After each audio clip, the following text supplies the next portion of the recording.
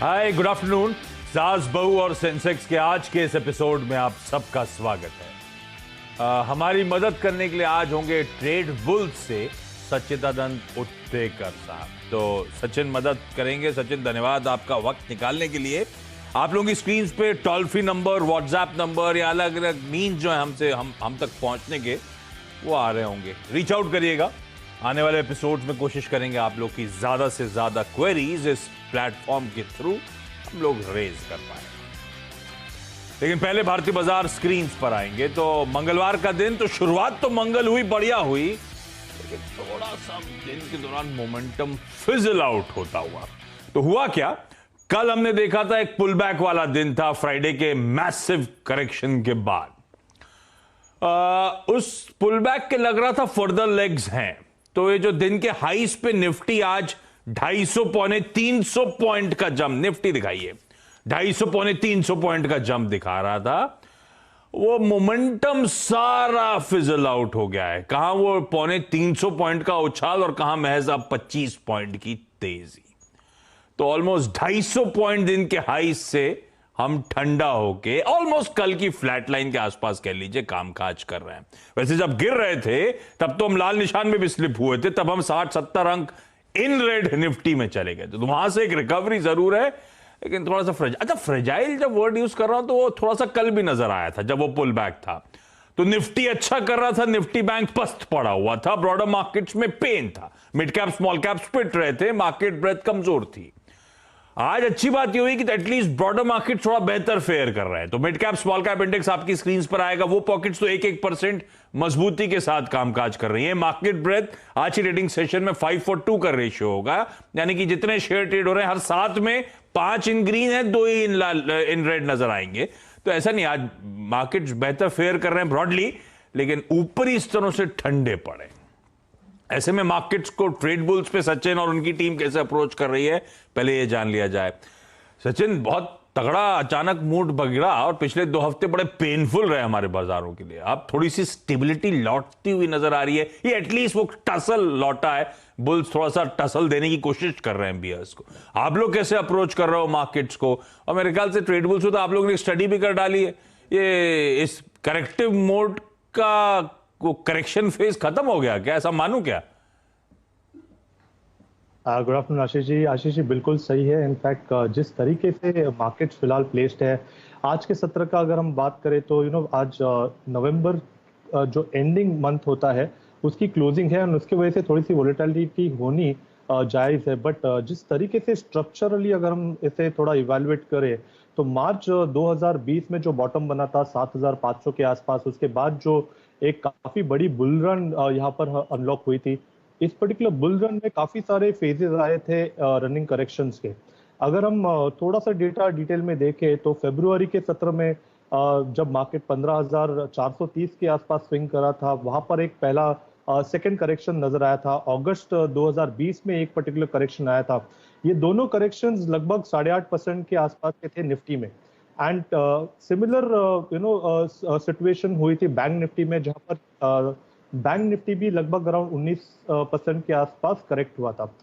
अगर हम current phase भी देखें तो लगभग वहां पर कुछ आइडेंटिकल मूव्स यहाँ पर नजर आ रहे हैं। मुझे लग रहा है कहीं कहीं जाकर एक फॉर्मिडेबल बॉटम के नजदीक हम लोग प्लेस्ड है। सो यहाँ से जो रणनीति होनी चाहिए वो क्लियरली बाय ऑन डिक्लाइंस की होनी चाहिए, एंड डरना बिल्कुल नहीं है। जिस तरीके से मार्केट प्लेस्ड है, मुझे लग रहा है 16,600 के नीचे जब तक क्लोजिंग नहीं आती तब तक ये पर्टिकुलर ब्रॉडर स्ट्रक्चर जो है वो क्लियरली बुलिश साइड पे ही इंटैक्ट है। एंड एक काफी बेहतरीन अपॉर्चुनिटी मिल चुकी है मार्केट्स में वापस री एंटर करने के लिए। जो एक स्टेज था जहां पर हम सेल ऑन राइज की रणनीति से चल रहे थे अक्टूबर में, मुझे लग रहा है वो पर्टिकुलर फेज अभी खत्म हो चुका है। एंड जिस तरीके से 17,000 के आसपास स्विंग्स बने हैं, कल के सत्र में एक काफी इंपॉर्टेंट डोजी फॉर्मेशन हुआ है, तो मुझे लग रहा है कहीं जाकर ये एंड ऑफ द रैली है on the lower side. And यहाँ से जो अपमूव मिलेगी दिसंबर जनवरी में, मुझे लग रहा है काफी क्लासिकल बुलिश अपमूव होनी चाहिए। तो जिस तरीके से स्ट्रक्चर है, डेफिनेटली यहाँ पर एक बाय ऑन डिक्लाइन की ही रणनीति रखनी है। 16,660 के नीचे जब तक वीकली बेसिस पे हम लोग क्लोजिंग नहीं देते तब तक ये ब्रॉडर बुलिश स्ट्रक्चर काफी हेल्दी है एंड वेल इंटैक्ट है। वाह, तो इसी सवाल का जवाब सब लोग ढूंढ रहे थे। सचिन का कहना है प्रीवियस जो करेक्टिव मोड्स आए थे वैसे ही उतने ही क्वांटम का फॉल ऑलरेडी हम देख चुके हैं, और जब तक 16,600 on the way downside breach नहीं होता, मोटा मोटी इस करेक्टिव मोड का हो सकता है बॉटम बन गया। और खैर, इस मार्केट को अप्रोच करने का तरीका होगा अच्छी क्वालिटी, अच्छी पेडिग्री के स्टॉक्स इन लेवल्स पे एक्यूमुलेट करें, और शायद ऑन द वे अपसाइड आपको आने वाले समय में मार्केट सरप्राइज करता हुआ नजर आए। तो बढ़िया कमेंट्री। अच्छा, चलिए अब सवाल जवाब के सिलसिले की शुरुआत करते हैं। आज मुंबई जाना है, उसके बाद कल्याण भी एक्सटेंडेड मुंबई समझ लीजिए, मुंबई ही जाना है, और उसके बाद सीधे चेन्नई की तरफ जाएंगे। तो शुरुआत कर रहा हूं मुंबई में। सबसे पहले तमन्ना आपको आपकी स्क्रीन पे नजर आएंगी। तमन्ना, हाय, गुड आफ्टरनून मैम। अपने बारे में बताएं तमन्ना, आप क्या करते हो और कब से शेयर बाजार में? अभी तो मैं हाउस वाइफ हूँ एंड मैं शेयर बाजार में 2016 से हूँ। एज इन मेरे फादर कंटिन्यूसली सीएनबीसी देखते थे, तो मैं उन्हीं से सीखी हूँ। एंड आई मीन कोविड के टाइम पे ही इज नो मोर, सो तो अब तो टाइम हो गया, मतलब 5-6 साल से आप शेयर मार्केट्स में हो और घर पैसा आ रहा है तमन्ना। आप अप्रोच कैसे करते हो, लॉन्ग टर्म या ट्रेडिंग वेडिंग भी करते हो स्क्रीन के सामने? मोस्टली लॉन्ग टर्म है मेरा। एंड अभी मैंने ट्रेडिंग चालू किया बिकॉज इट्स जस्ट 8 months मैंने अपना जॉब छोड़ा। क्यों छोड़ा? My father passed away, so I had to take care of my mom, इसलिए I had to. Sorry to hear that. Okay, तो ठीक है। अच्छा तमन्ना, कैसे आप पहला क्वेरी कौन सा सचिन के लिए, कहाँ दिक्कत आ रही है? पहले मुझे टेक महिंद्रा मैंने लिया था लास्ट ईयर 850 में, तो मुझे मैंने सिर्फ 25 शेयर्स लिए थे, तो मुझे ये जानना था should I sell it off and invest somewhere else, या मैं और मुझे लेना चाहिए? ये सिर्फ 25 इसीलिए कह रहे हो आप क्योंकि आपकी खरीद बड़ी अच्छी हो गई। 850 का स्टॉक डबल हो गया ऑलमोस्ट। ये उल्टा होता तो आप अफसोस कर रहे थे, लेकिन सही है, बहुत अच्छे लेवल्स पे खरीदा है, अट्रैक्टिव लेवल्स पे एंट्री हुई है। अब आपका सवाल क्या है तमन्ना? सचिन से जानना चाहते हो फर्दर ऐड करना है या करेक्ट? ओके, ये सेल करके किसी और शेयर्स में शुड आई इन्वेस्ट? तो भाई टेक महिंद्रा का ये आ गया चार्ट। सचिन, बढ़िया मूव्स, इनकी एंट्री अच्छे लेवल्स पे हुई। अभी फर्दर पिछले कुछ समय से एक दायरे में कंसोलिडेट कर रहा है, या अच्छी रैली के बाद थकावट दिखा रहा है, पता नहीं, वो आप बताएंगे क्या करना है। टेक महिंद्रा में क्या मुनाफा बांध लूं और किसी दूसरे स्टॉक पे स्विच करना है, या टेक महिंद्रा के थ्रू ही तेजी को और राइड किया जा सकता है, पैसा बनाया जा सकता है? आशीष जी, इनफैक्ट इनकी एंट्री काफी सही समय पर रही है। इनफैक्ट एक मल्टी ईयर ब्रेकआउट के आसपास इन्होंने अपनी पोजीशन डिप्लॉय की है। एंड मुझे लग रहा है काफी रेयर सिनारियोज होते हैं जब आपको एक काफी बड़ी अपमूव लार्ज कैप काउंटर्स में प्ले करने मिलती है। तो first of all congratulate to that. And जिस तरीके से स्ट्रक्चर है, मुझे लगता है डेफिनेटली उनको इस पर्टिकुलर स्टॉक में बने रहना चाहिए। ओवरऑल वीकनेस कहीं पर नजर नहीं आ रही है। इनफैक्ट इतने बड़े रनअप के बाद भी यहाँ पर कहीं पर डाइवर्जेंस के सिग्नल्स नहीं है। सो स्पेसिफिकली अगर हम टेक्निकली देखें तो मुझे लग रहा है जब तक 14,080 के नीचे वीकली बेसिस पे अगर एक क्लोजिंग नहीं आती, तब तक ये पर्टिकुलर स्ट्रक्चर हेल्दी ही रहना चाहिए। जिस तरीके से मार्केट प्लेस्ड है, जिस तरीके से आईटी प्लेस्ड है, मुझे लग रहा है टेक महिंद्रा में अभी भी ऊपर के कोट्स आने चाहिए। सो 1770 1750 ये एक आइडियल जोन होगा जहां पर मुझे लग रहा है उनको अपनी पोजीशन रिव्यू करनी चाहिए। फिलहाल एक अच्छे हेल्दी अपमूव में है, तो यहाँ पर एक ट्रेलिंग स्टॉप लॉस स्ट्रैटेजी से होल्ड करने की ही सलाह होगी। तो मुझे लग रहा है 1480 के स्टॉप लॉस के साथ बने रहे। थोड़े से अगर डिक्लाइन मिलते हैं तो और अक्यूमुलेट कर सकते हैं। एंड 1750 के दायरे में जैसे ही स्विंग करने शुरू कर देता है स्टॉक, उसके बाद अपनी स्ट्रैटेजी रिव्यू करें। बढ़िया एंट्री तमन्ना, होल्ड करिएगा। कल्याण जा रहा हूं और पूर्वा अनिल कुलकर्णी जी आपको आपकी स्क्रीन पे नजर आएंगी। पूर्वा मैम, आप कब से शेयर मार्केट्स में और आप क्या करते हो?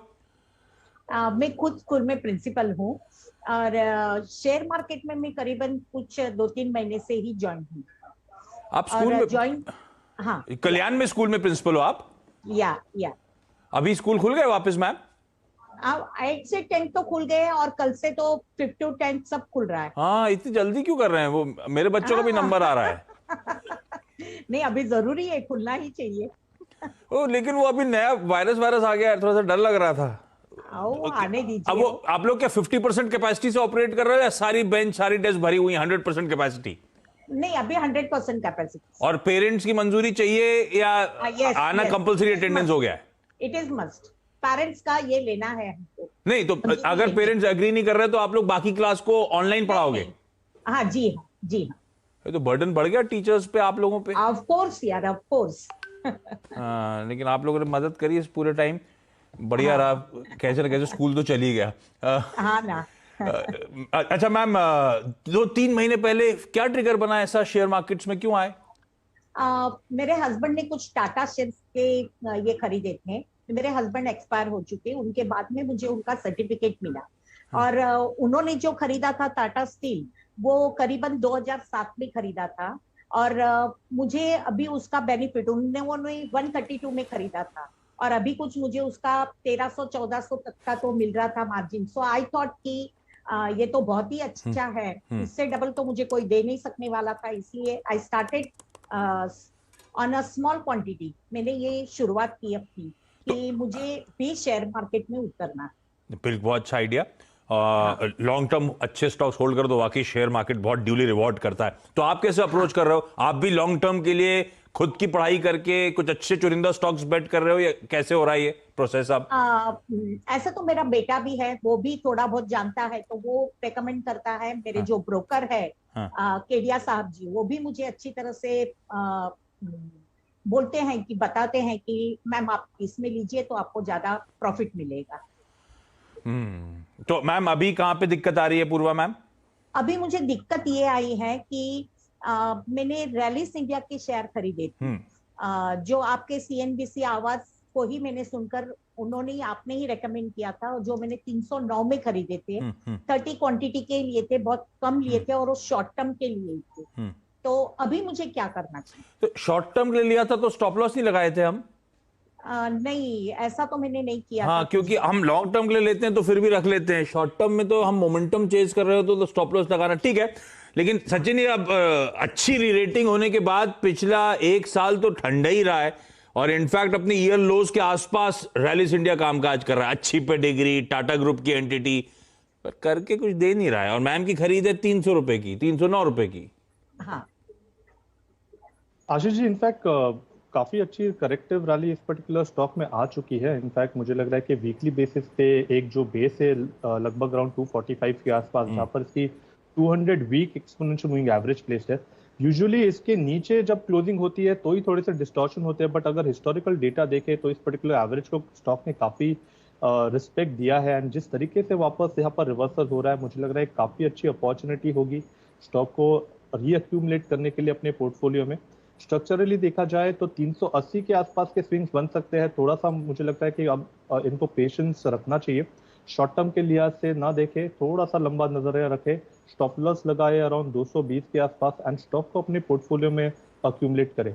मुझे लग रहा है 380 के स्विंग्स इनको अगले 2 से 3 महीनों में जरूर मिलने चाहिए। तो उनकी जो लेन है, मुझे लग रहा है उसके ऊपर के मुनाफा बनने की प्रोबेबिलिटी भी ज्यादा है, क्योंकि स्टॉक एक काफी इंपॉर्टेंट सपोर्ट बेस के आसपास रिवर्सल्स के साइन दिखा रहा है। तो डेफिनेटली इसे पैनिक में एग्जिट नहीं करना चाहिए। इनफैक्ट जिस तरीके से स्ट्रक्चर है, यहाँ पर ऐड करने की सलाह होगी 220 के स्टॉप लॉस के साथ। ओके मैम, स्टॉप लॉस जरूर लगाइएगा और होपफुली एक बढ़िया प्रॉफिटेबल एग्जिट रैलिस इंडिया में आपको